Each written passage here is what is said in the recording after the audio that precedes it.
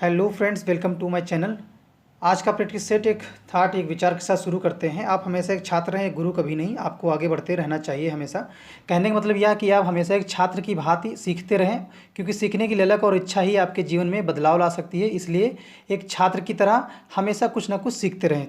और जिन्होंने अभी तक सामान्य हिंदी का प्रथम, द्वितीय, तृतीय और चतुर्थ प्रैक्टिस नहीं देखा है, तो मेरे चैनल के आर ओ प्लेलिस्ट में जाकर के आप वो वीडियोज़ देख सकते हैं। तो चलिए शुरू करते हैं प्रैक्टिस सेट 5।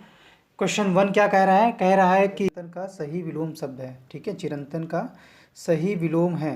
तो पहला जो विकल्प है क्या है? नश्वर है। पहला विकल्प नश्वर है। बी है अचिंतन है। और सी जो है अचर है। डी जो है अचेतन है। तो पहले का क्वेश्चन नंबर 1 का जो सही विकल्प हो जाएगा ए हो जाएगा चिरंतन का नश्वर। ए विकल्प पहले का सही हो जाएगा। अगर हम अचिंतन की बात करें, बी ऑप्शन, तो अचिंतन का जो विलोम होता है वो होता है चिंतन। ठीक है, चिंतन। और जो अचर का विलोम होता है वो होता है चर। और इसी तरह अचेतन का जो विलोम होता है वो है चेतन। ठीक है, नेक्स्ट बढ़ते हैं क्वेश्चन नंबर 2 की तरफ। क्वेश्चन 2 क्या कह रहा है? क्वेश्चन 2 कह रहा है कि महात्मा का विलोम शब्द है। महात्मा का विलोम शब्द है। क्वेश्चन 2 कह रहा है कि महात्मा का विलोम शब्द क्या होगा? तो विकल्प देखते हैं। पहला विकल्प क्या कह रहा है? असभ्य है। और बी विकल्प है भोगी। और सी है दानव। और जो इसका डी विकल्प है वो है दुरात्मा। तो महात्मा का जो सही विकल्प हो जाएगा वो हो जाएगा बी विकल्प, डी विकल्प दुरात्मा। ठीक है, जो डी विकल्प है महात्मा का दुरात्मा हो जाता है। ठीक है, और अगर पता होगा असभ्य का जो है ये होता है सभ्य का विलोम। और अगर दानव की हम बात करें तो दानव का क्या हो जाता है? मानव। ठीक है, मानव हो जाएगा। और भोगी का अगर हम बात करें, ये भोगी है। अगर भोगी का जो होगा वो होगा योगी। ठीक है, योगी सही विलोम होगा। नेक्स्ट क्वेश्चन नंबर 3 की तरफ बढ़ते हैं। क्वेश्चन नंबर 3 क्या कह रहा है, इसे देख लेते हैं। क्वेश्चन 3 कह रहा है कि अनुकूल का विलोम शब्द है। क्वेश्चन 3 कह रहा है कि अनुकूल का विलोम शब्द है। तो विकल्प देखते हैं। पहला विकल्प है प्रतिकूल। बी है सुगम। और सी है अवनति। ठीक है, डी है अस्त। ये 4 विकल्प दिए हुए हैं। अनुकूल का जो विलोम है वो पता करना है। तो इसका सही विकल्प क्या हो जाएगा? थर्ड का आपका हो जाएगा ए, प्रतिकूल। अनुकूल का जो विलोम शब्द होता है वो होता है प्रतिकूल। और अगर हम सुगम की बात करें, सुगम का जो विलोम होता है वो होता है दुर्गम। और अवनति की अगर विलोम की बात करें, अवनति का, तो इसका हो जाता है उन्नति। ठीक है, और डी की बात करें, विकल्प डी जो है अस्त का, तो सभी को पता होगा उदय होता है। तो नेक्स्ट क्वेश्चन 4 की तरफ बढ़ते हैं। क्वेश्चन 4 क्या कह रहा है? क्वेश्चन 4 कह रहा है कि विहित का विलोम शब्द है। विहित का विलोम शब्द क्या होगा वो बताना है। तो विहित का विलोम शब्द क्या हो जाएगा? इसका सही विकल्प क्या हो जाएगा? क्वेश्चन 4 का जो है सही विकल्प क्या हो जाएगा? विहित का जो विलोम होगा वो हो जाएगा ऑप्शन ए, निषिद्ध। ठीक है, निषिद्ध जो होता है विहित का विलोम शब्द होता है। ठीक है, अगर हम निर्मित की बात करें, जो ये निर्मित है, सी ऑप्शन, इसका जो विलोम होता है हो जाता है अनिर्मित। निर्मित के आगे आप अगर आ लगा देंगे, अनिर्मित, ये इसका सही विकल्प है। ठीक है, नेक्स्ट बढ़ते हैं क्वेश्चन नंबर 5 की तरफ। क्वेश्चन 5 क्या कह रहा है उसे देख लेते हैं। क्वेश्चन 5 कह रहा है कि विवाद का विलोम शब्द है। विवाद का विलोम शब्द है। तो इसका सही विकल्प क्या हो जाएगा? निर्विवाद। ठीक है, 5 का जो सही ऑप्शन होगा, सही विकल्प होगा निर्विवाद हो जाएगा। 6 की तरफ बढ़ते हैं। कह रहा है विस्तार का विलोम शब्द क्या होगा ये बताना है। तो पहला विकल्प है लघु। और बी विकल्प है छोटा। सी विकल्प है सूक्ष्म।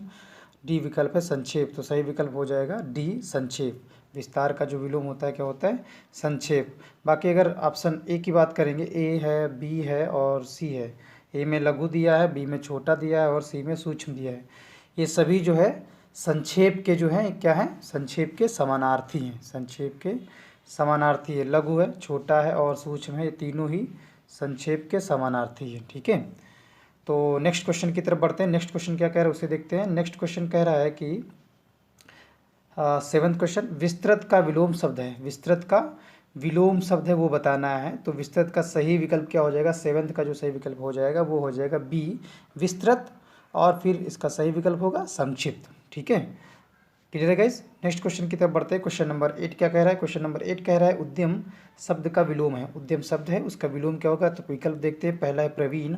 और बी है आलस्य। और सी विकल्प है नीरज। और डी विकल्प है नृप। तो सही विकल्प क्या हो जाएगा गाइड इसका? 8 का क्या हो जाएगा सही विकल्प? हो जाएगा आपका बी आलस, ठीक है, उद्यम आलस। नेक्स्ट बढ़ते हैं क्वेश्चन नंबर 9 की तरफ। क्वेश्चन नंबर 9 क्या कह रहा है इसे देख लेते हैं। क्वेश्चन 9 कह रहा है कि अनिवार्य शब्द का विलोम है, अनिवार्य शब्द का विलोम है। तो पहला विकल्प क्या है उसका देखते हैं। पहला विकल्प है इसका अपरिहार्य, और बी विकल्प है वैकल्पिक, और सी विकल्प है ऐच्छिक, और डी जो विकल्प है बी और सी दोनों, ठीक है। बी और सी दोनों का मतलब है विकल्प बी और विकल्प सी, ये दोनों ही सही हैं, या केवल ए जो विकल्प है वो सही है, ठीक है, या केवल बी विकल्प है वो सही, या केवल सी विकल्प है वो सही है। तो 9 का जो करेक्ट आंसर हो जाएगा डी, ठीक है, डी जो है ये करेक्ट आंसर हो जाएगा। विकल्प डी जो है 9 का। अनिवार्य का जो शब्द विलोम होगा वो क्या होगा, वैकल्पिक भी होगा, ये वाला वैकल्पिक भी होगा और ऐच्छिक भी होगा, दोनों ही सही। तो इसलिए कोई आंसर जो है इसका डी जो है वो करेक्ट हो जाएगा, क्योंकि इसमें बी और सी दोनों दिए हुए हैं, ठीक है। नेक्स्ट क्वेश्चन बढ़ते हैं क्वेश्चन नंबर 10 की तरफ। क्वेश्चन नंबर 10 क्या कह रहा है, उन्मुख का विलोम है, उन्मुख का विलोम है कि इसके विकल्पों को देखते हैं। पहला विकल्प है प्रमुख, बी विकल्प है विमुख, और सी विकल्प है सम्मुख, और डी विकल्प है त्रिमुख। तो 10th का जो सही विकल्प हो जाएगा क्या हो जाएगा आपका बी जो है विमुख हो जाएगा। उन्मुख का जो विलोम होता है वो विमुख होता है, तो 10th का बी विकल्प सही हो जाएगा। अगर हम प्रमुख की बात करें तो ये किसका विलोम होता है, ये होता है गौड़ का, ठीक है। नेक्स्ट बढ़ते क्वेश्चन नंबर 11 की तरफ। क्वेश्चन 11 क्या कह रहा है, क्वेश्चन 11 को देख लेते हैं। क्वेश्चन 11 कह रहा है कि दंगों में बहुत लोग घायल हुए, इस वाक्य में कौन सा विशेषण निहित है। दंगों में बहुत लोग घायल हुए, इस वाक्य में कौन सा विशेषण जो है वो निहित है या समाहित है। तो हम पहले इसके विकल्पों को चेक करते हैं, विकल्पों को देखते हैं क्या है। पहला है संख्यावाचक, फिर बी है गुणवाचक, सी है सार्वनामिक, डी है व्यक्तिवाचक। तो सही विकल्प क्या हो जाएगा 11th का, 11th का जो सही विकल्प होगा वो होगा ए विकल्प संख्यावाचक। दंगों में बहुत लोग जो है घायल है, इस वाक्य में क्या होगा विशेषण, वो है संख्यावाचक विशेषण, ठीक है। नेक्स्ट क्वेश्चन 12th की तरफ बढ़ते हैं। क्वेश्चन नंबर 12 क्या कह रहा है, क्वेश्चन 12 क्या कह रहा है, कह रहा है कि ईमानदार शब्द में कौन सा विशेषण है। तो ईमानदार एक शब्द, इसमें विशेषण बताना है। इसके विकल्पों को देखते हैं। पहला गुणवाचक है विशेषण, और बी है व्यक्तिवाचक विशेषण, सी है सार्वनामिक विशेषण, डी है संख्यावाचक विशेषण। तो सही विकल्प क्या हो जाएगा 12th का गाइस, ए हो जाएगा गुणवाचक विशेषण, क्योंकि एक ईमानदार जो है एक गुण है, ठीक है। ईमानदार होना जो होता है एक गुण होता है, इसीलिए ये क्या है गुणवाचक विशेषण है। और गुणवाचक विशेषण को अगर हम समझें तो संज्ञा का जो गुण होता है, संज्ञा का गुण, दशा, स्वभाव, ये सब अगर पता चले, किसी भी जो शब्द होंगे अगर उन शब्दों में ये स्वभाव आता है या गुण आता है और या दशा आती है तो क्या होते हैं गुणवाचक विशेषण कहलाते हैं, ठीक है। संज्ञा के जो भी शब्द है, जिस शब्द से संज्ञा का गुण या दशा या स्वभाव आदि पता चले या आदि लक्षित, तो उसे गुणवाचक विशेषण कहते हैं। नेक्स्ट क्वेश्चन 13 की तरफ बढ़ते हैं। क्वेश्चन नंबर 13 क्या कह रहा है उसको देख लेते हैं। क्वेश्चन 13 कह रहा है कमीज़ के लिए, जो कमीज़ के नीचे कमीज़ अंडर इन्वर्टेड कामा में क्लोज है, सिंगल इन्वर्टेड कामा में, कमीज़ के लिए 1.5 मीटर कपड़ा चाहिए में किस कोटि का विशेषण है। कमीज़ के लिए 1.5 मीटर कपड़ा चाहिए में किस कोटि का विशेषण पूछ रहा है, ठीक है। तो नीचे जो विशेषण है उन्हें देखते हैं, जो विकल्प में विशेषण दिए हुए हैं उन्हें देखते हैं। पहला विकल्प है गुणवाचक, बी है प्रश्नवाचक, सी है संख्यावाचक, और डी है परिणामवाचक। तो 13 का जो करेक्ट आंसर हो जाएगा वो हो जाएगा डी परिमाणवाचक विशेषण, ठीक है, परिमाणवाचक विशेषण। 13 का विकल्प डी जो है वो सही हो जाएगा। नेक्स्ट क्वेश्चन बढ़ते हैं क्वेश्चन नंबर 14 की तरफ। क्वेश्चन 14 क्या कह रहा है इसे देखते हैं। क्वेश्चन 14 कह रहा है कि इनमें संख्यावाचक विशेषण कौन सा है। तो संख्यावाचक जो विशेषण होता है वो कौन सा है ये पहचानना है। विकल्प है 10, और बी है काला, सी है राम, और डी है मीठा। तो संख्यावाचक विशेषण में संख्या का बोध होगा, तो कौन सा विकल्प सही हो जाएगा 14 का, ए जो है, जो 10 है ये संख्यावाचक विशेषण है, ठीक है। 14 का ए विकल्प सही हो जाएगा। नेक्स्ट क्वेश्चन बढ़ते हैं क्वेश्चन नंबर 15 की तरफ। क्वेश्चन 15 क्या कह रहा है, कह रहा है कि विशेषण मेरा लड़का चतुर में विशेषण है, मेरा लड़का चतुर में विशेषण है। तो पहला देखते हैं, ए है विकल्प विधेय विशेषण, बी विकल्प है विशेष विशेषण, सी विकल्प है प्राविशेषण, और डी विकल्प है इनमें से कोई भी सही नहीं, ठीक है। तो 15 का जो करेक्ट आंसर हो जाएगा इसमें आपका हो जाएगा ए विधेय विशेषण, ठीक है, विधेय विशेषण। विधेय विशेषण किसे कहते हैं? जो विशेषण विशेष और क्रिया के बीच आते हैं, बीच आए, उसे विधेय विशेषण कहते हैं। विधेय विशेषण, ठीक है, उसे क्या कहते हैं? विधेय विशेषण कहते हैं। क्लियर है? जो शब्द किसके बीच में आए? जो शब्द विशेष और, एक बार और समझ लीजिए, जो विशेष और क्रिया के बीच में आए, ठीक है, उसे क्या कहते हैं? विधेय विशेषण। नेक्स्ट बढ़ते हैं क्वेश्चन नंबर 16 की तरफ। क्वेश्चन 16 क्या कह रहा है, इसे देख लेते हैं। क्वेश्चन 16 कह रहा है कि इकहरा बदन में किस कोटि का विशेषण है? इकहरा बदन में किस कोटि का विशेषण है? तो जो कोटि के विशेषण हैं वो नीचे दिए गए हैं विकल्पों में। विकल्प देखते हैं। पहला विकल्प है कर्मवाचक विशेषण, बी विकल्प है आवृत्तिवाचक विशेषण, सी विकल्प है समुदायवाचक विशेषण और डी जो विकल्प है प्रत्येक बोधक विशेषण। तो सही विकल्प 16 का क्या हो जाएगा? बी जो है आवृत्तिवाचक विशेषण विकल्प जो है इसका सही हो जाएगा 16 का। नेक्स्ट क्वेश्चन बढ़ते हैं 17 की तरफ। क्वेश्चन 17 क्या कह रहा है? कह रहा है कि तुम्हारा कोट मिल गया किस कोटि का विशेषण प्रयुक्त हुआ है? तुम्हारा कोट मिल गया, इसमें किस कोटि का विशेषण प्रयुक्त हुआ है? विकल्पों को देखते हैं। पहला विकल्प है संबंधवाचक सर्वनामी विशेषण और बी विकल्प है प्रश्नवाचक विशेषण और सी है संकेतवाचक विशेषण और जो डी है वो अनिश्चयवाचक विशेषण। तो इसमें जो 17 का सही विकल्प हो जाएगा वो ए हो जाएगा, ए विकल्प संबंधवाचक सार्वनामिक विशेषण। ठीक है, नेक्स्ट बढ़ते हैं क्वेश्चन नंबर 18 की तरफ। क्वेश्चन 18 क्या कह रहा है उसे देख लेते हैं। क्वेश्चन 18 कह रहा है कि 250 रुपये में कौन सा विशेषण है निहित है? 250 रुपये में कौन सा विशेषण निहित है? तो इस 18 का जो सही विकल्प हो जाएगा क्या हो जाएगा? अपूर्ण संख्याबोधक विशेषण। ठीक है, अपूर्ण संख्याबोधक विशेषण। नेक्स्ट बढ़ते हैं क्वेश्चन नंबर 19 की तरफ। क्वेश्चन 19 क्या कह रहा है?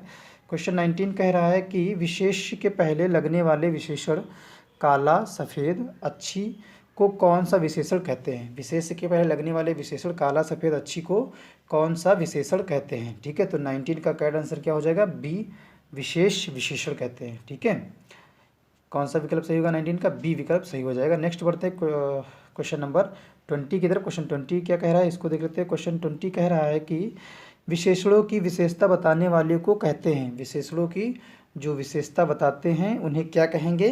तो विकल्पों को देखते हैं। ए है प्राविशेषण, बी है सार्वनामिक विशेषण, सी है प्रश्नवाचक विशेषण और डी जो है क्या है? संख्यावाचक विशेषण। तो इन्हें क्या कहेंगे? जो विशेषणों के आगे जो विशेषता बताने वाले शब्द लगते हैं या विशेषणों की विशेषता बताने वाले शब्द क्या कहलाएंगे? आपके ए विकल्प जो होगा वो सही हो जाएगा, प्राविशेषण कहलाते हैं। जो भी शब्द जो है विशेषणों की विशेषता बतलाते हैं वो क्या कहते हैं? प्राविशेषण। ठीक है, नेक्स्ट क्वेश्चन बढ़ते हैं 21 की तरफ। 21 क्वेश्चन क्या कह रहा है उसको देखते हैं। 21 क्वेश्चन कह रहा है कि बट उसके पहले उसके निर्देश दिए उन्हें देख लेते हैं। निर्देश क्या कह रहे हैं? निम्नलिखित में प्रश्नों में दिए गए विकल्पों में तद्भव शब्द का चयन कीजिए। तद्भव शब्द का चयन करना है, ये निर्देश है 21 क्वेश्चन करने से पहले। तो 21 क्वेश्चन में विकल्प क्या है उन्हें देखते हैं। 21 क्वेश्चन में विकल्प क्या है? पहला है उच्च है और बी है अंगोक्षा और सी है उज्ज्वल और डी जो है आर्दक। और ऊपर कह रहा था कि तद्भव जो है शब्द का चयन करना है।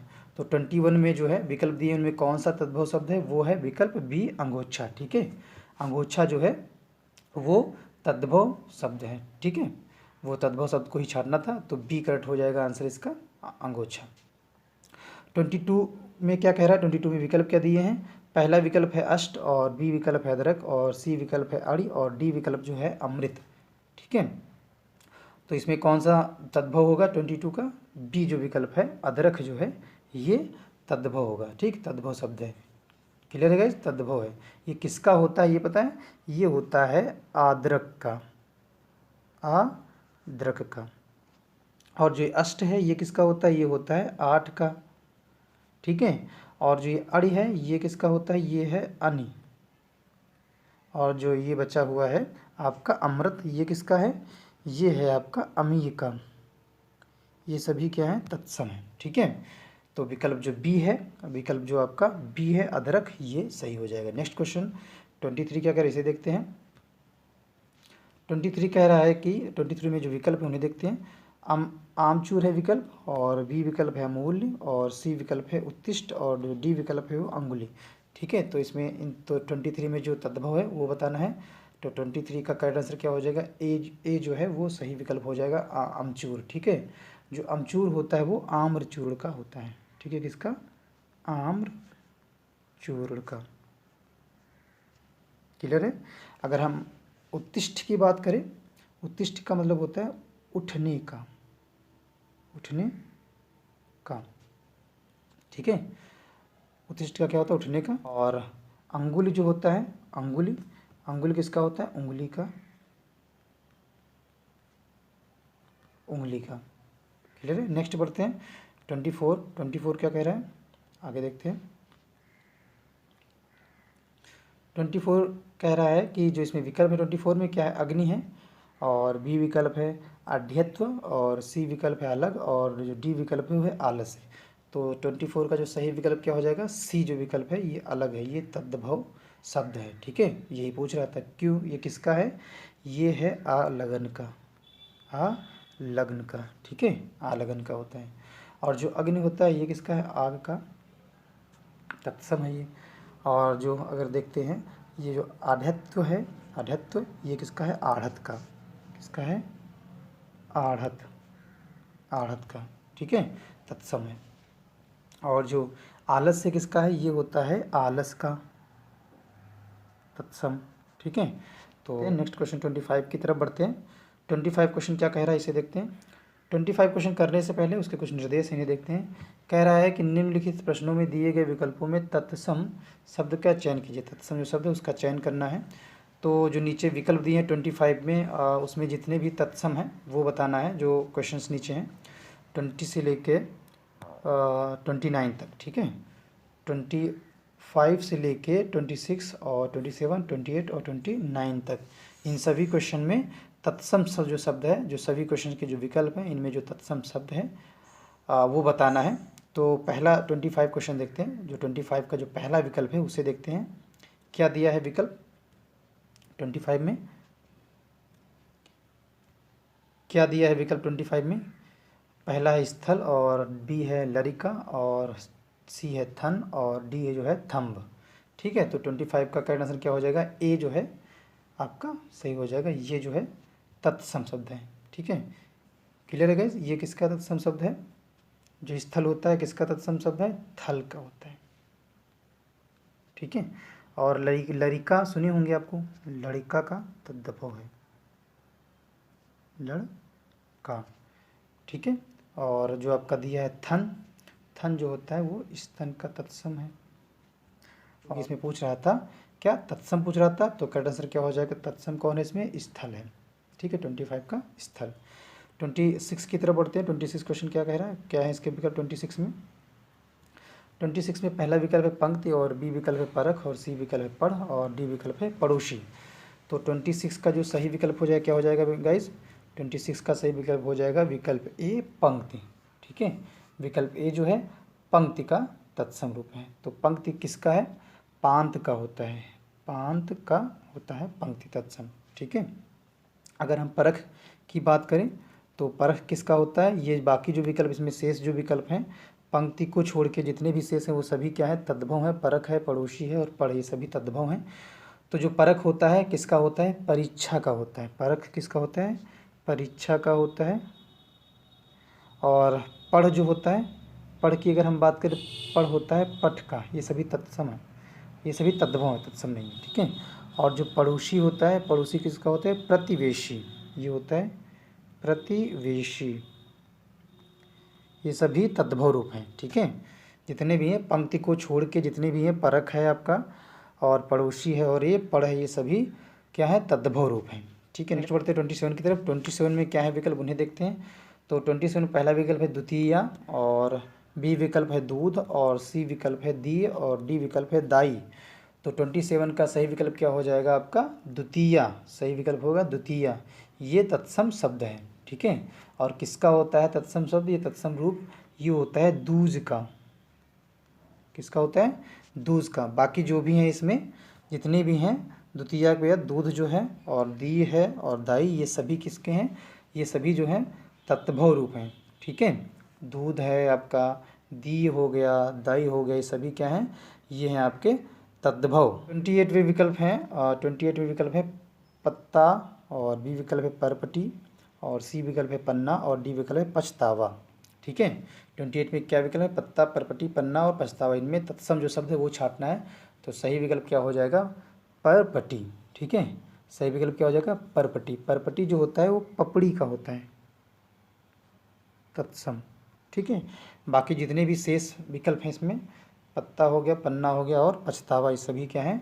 ये सभी जो है तद्भव रूप हैं। ठीक है, सभी तद्भव रूप हैं। नेक्स्ट बढ़ते हैं 29 की तरफ। 29 क्वेश्चन में क्या विकल्प उन्हें देखते हैं। 29 पहला विकल्प है लंगड़ा, और बी विकल्प है लड़ना, और सी विकल्प है लोहार, और डी विकल्प है लोस्ट्र। तो सही विकल्प क्या हो जाएगा? 29 के सही विकल्प क्या होंगे? विकल्प जो डी है 29 का वो हो जाएगा सही विकल्प।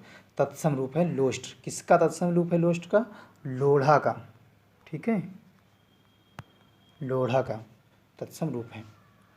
बाकी जितने भी हैं, लंगड़ा है और फिर लड़ना है और लोहार है, ये सभी तद्भव रूप हैं। ठीक है, लंगड़ा की अगर हम बात करें तो ये होता है लंग का तद्भव, और अगर हम बात करें लोहार की तो ये होता है लौहकार का तद्भव। लौहकार का जो बी विकल्प था इसमें, जो बी विकल्प क्या है? लड़ना। विकल्प बी जो है लड़ना, ये होता है किसका? ये होता है आपका रणन का या रणन का, रणन का। ठीक है, लड़ना किसका होता तद्भव? रणन का। नेक्स्ट बढ़ते हैं 30 की तरफ, क्वेश्चन नंबर 30 की तरफ। 30 क्या कह रहा है? क्वेश्चन 30 को देखते हैं। कह रहा है कि ऊन का तत्सम रूप है। ऊन जो शब्द है उसका तत्सम रूप क्या होगा? 30 क्वेश्चन। विकल्प देखते हैं। ऊन्य है विकल्प ए, बी विकल्प है ऊरण्य, सी विकल्प है ऊर्ण, और डी जो विकल्प है वो है ऊर्ण।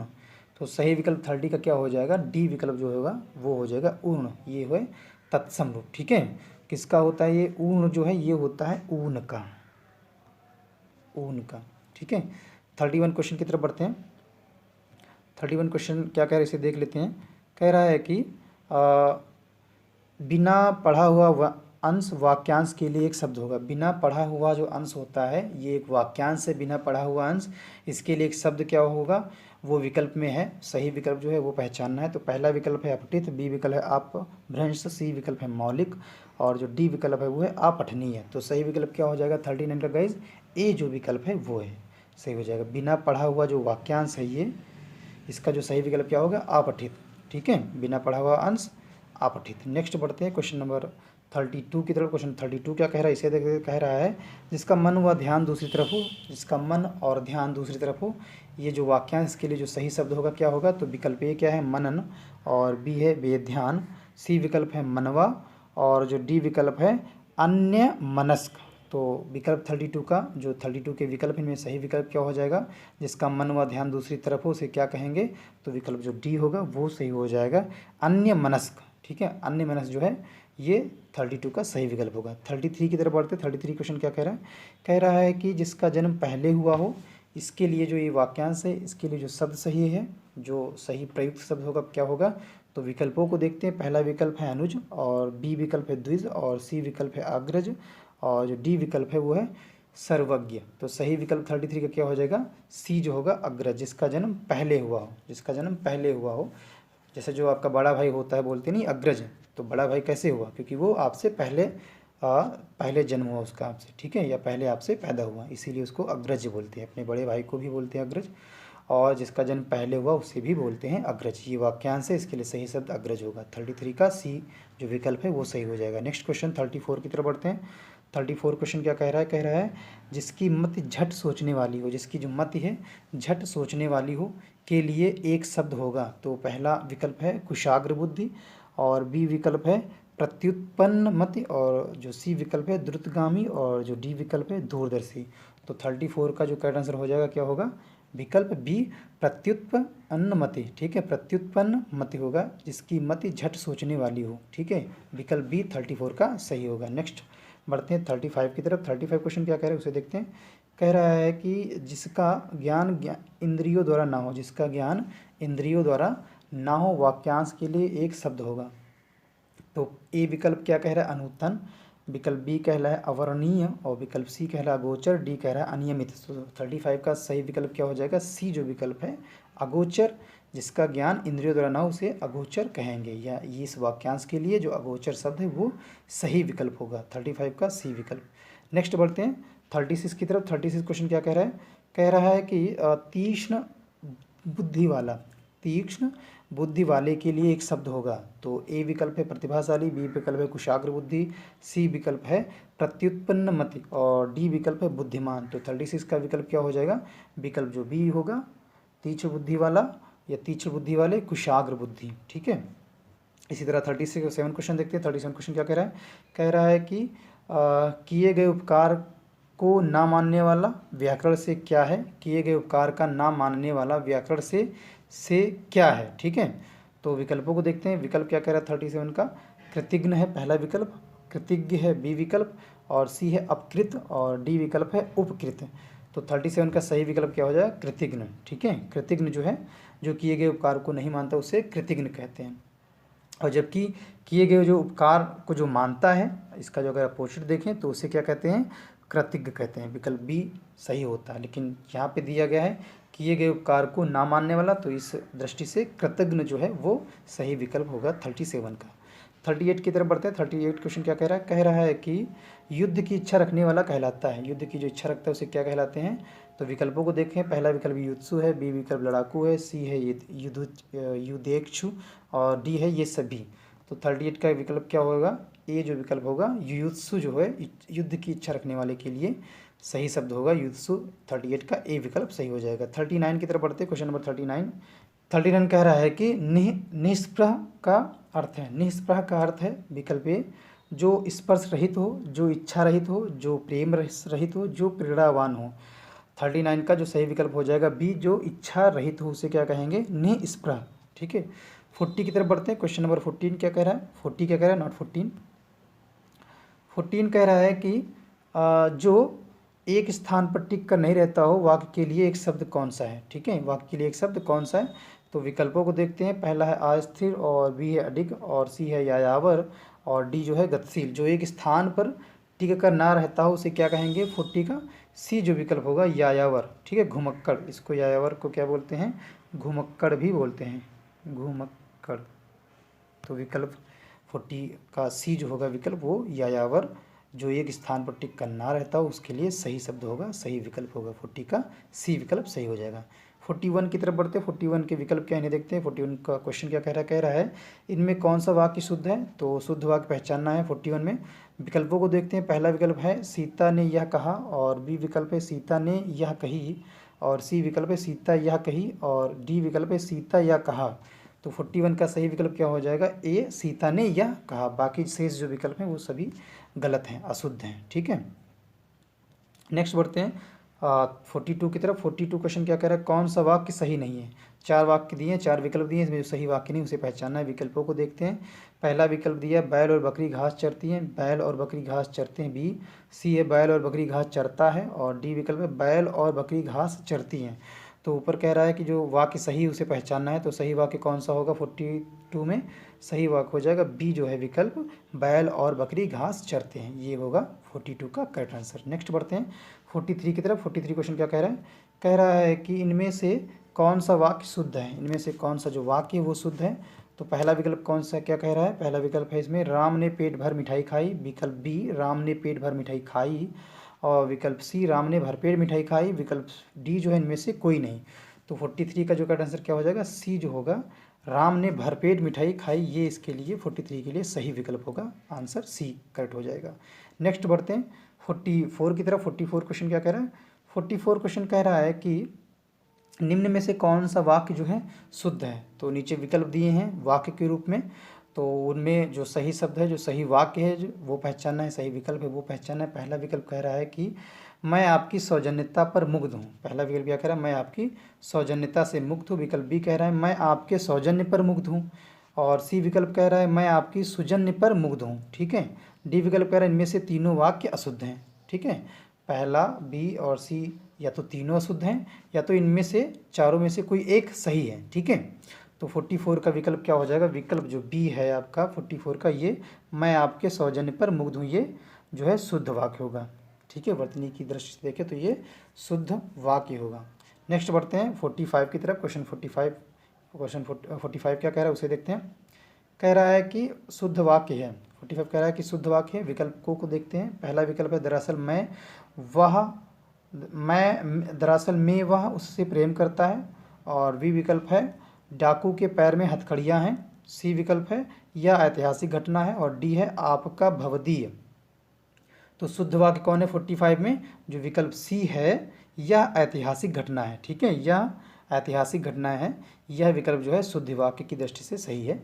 नेक्स्ट बढ़ते हैं 46 की तरफ। 46 क्वेश्चन क्या कह रहा है?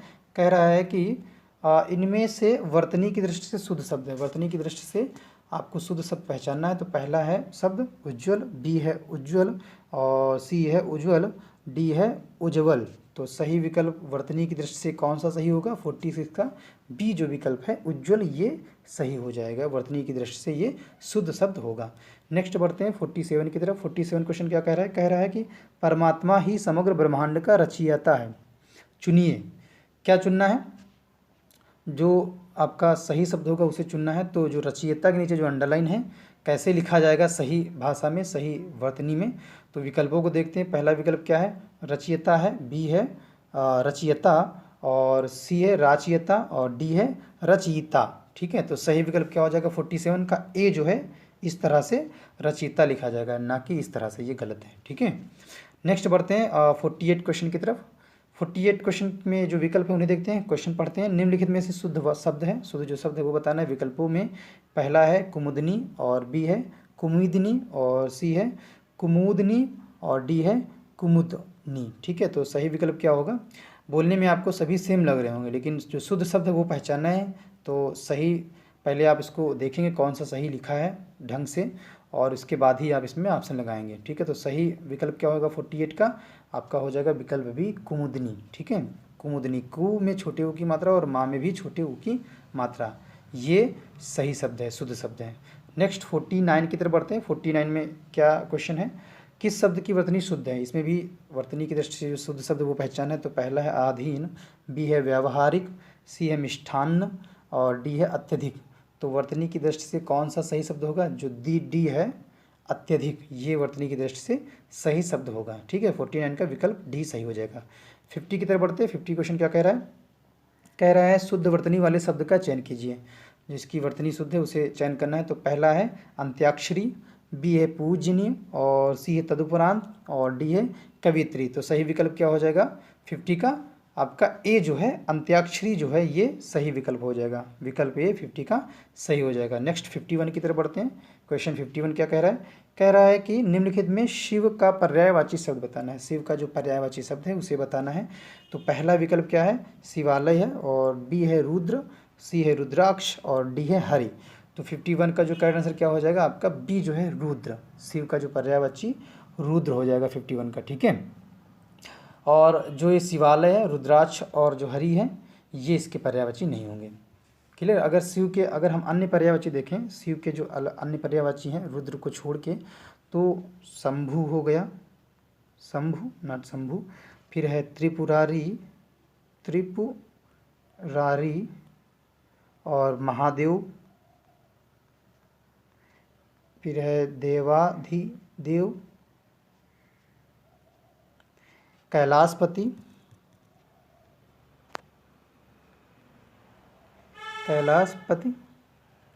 फिर है शंकर,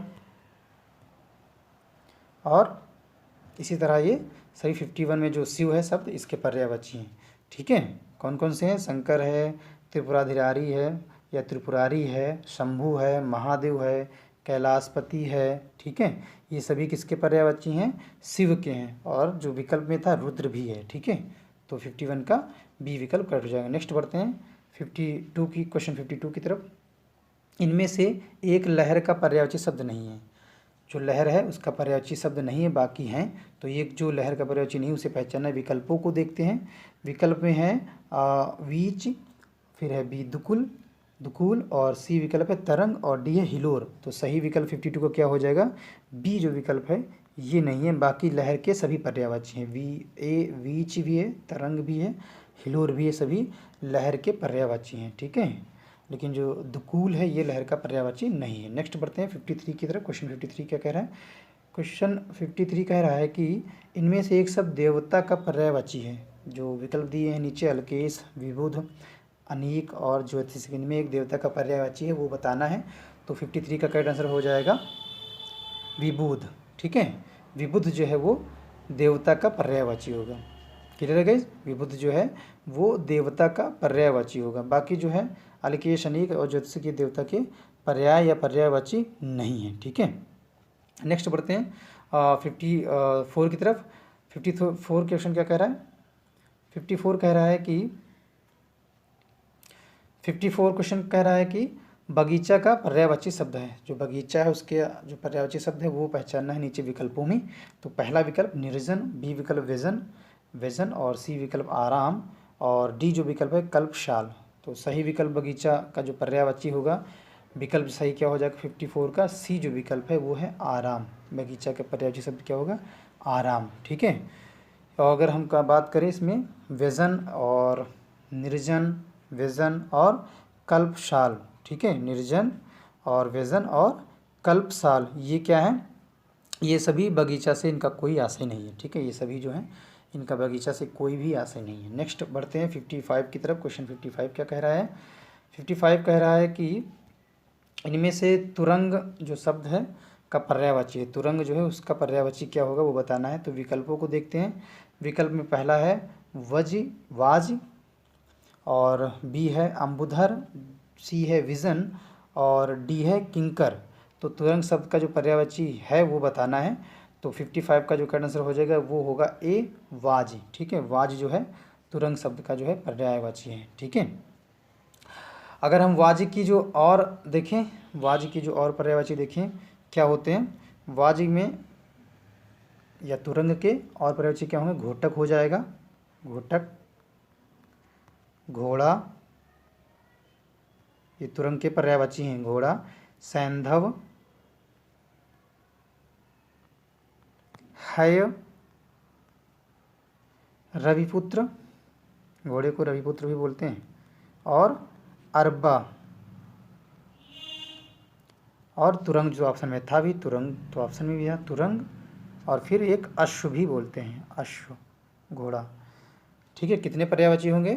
तुरंग हो गया आपका, घोड़ा हो गया, घोटक हो गया, अश्व हो गया, सैंधव हो गया, हय हो गया, रविपुत्र हो गया, अरबा हो गया। ये सभी घोड़ा या तुरंग या वाज के पर्यायवाची हैं। ठीक है, नेक्स्ट बढ़ते हैं 56 की तरफ। 56 क्वेश्चन क्या कह रहा है? 56 क्वेश्चन कह रहा है कि विडोजा पर्यायवाची शब्द है। विडोजा जो शब्द है उसका पर्यायवाची शब्द क्या होगा? तो विकल्पों को देखते हैं। पहला विकल्प है नक्षत्र का हो सकता है विडोजा, या अप्सरा का, या इंद्र का, या पत्थर का। तो किसका जो विडोजा है वो पर्यायवाची शब्द है? तो 56 का जो करेक्ट आंसर हो जाएगा वो है इंद्र का। ठीक है, इंद्र का जो है पर्यायवाची शब्द है। 56 का सही विकल्प सी हो जाएगा, विडोजा का इंद्र का पर्यायवाची है। ठीक है, और भी अगर हम देखें इंद्र के पर्यायवाची और कौन कौन से होते हैं, तो इंद्र के पर्यायवाची या विडोजा के पर्यायवाची और कौन कौन से होते हैं 56 में? पहला जो है सुरपति भी बोलते हैं इंद्र को, सुरपति और सचीपति, और है मधवा, ये सभी इंद्र के पर्यायवाची हैं। और फिर शक्र भी बोलते हैं इंद्र को, और पुरंदर भी बोलते हैं, पुरंदर। ठीक है, और फिर देवराय और अमरपति या वज्रधर, और नेक्स्ट जो लास्ट है वो है अमरपति। ठीक, इतने जो विकल्प हैं इंद्र के पर्यायवाची हैं। नेक्स्ट बढ़ते हैं क्वेश्चन नंबर 57 की तरफ। क्वेश्चन 57 क्या कह रहा है? कह रहा है कि मार शब्द का पर्यायवाची है। मार जो शब्द है उस शब्द का पर्यायवाची क्या होगा? तो विकल्पों को देखते हैं। पहला विकल्प क्या है?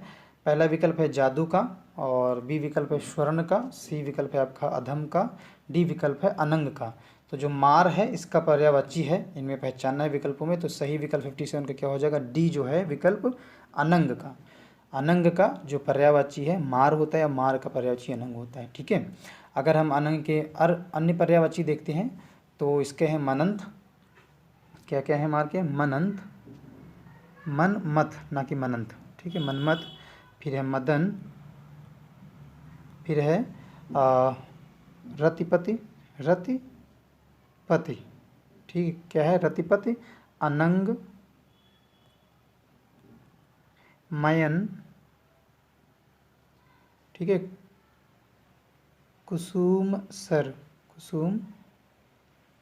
कुसुम सर, और फिर है मकरध्वज, मकरध्वज, ठीक है, मकरध्वज।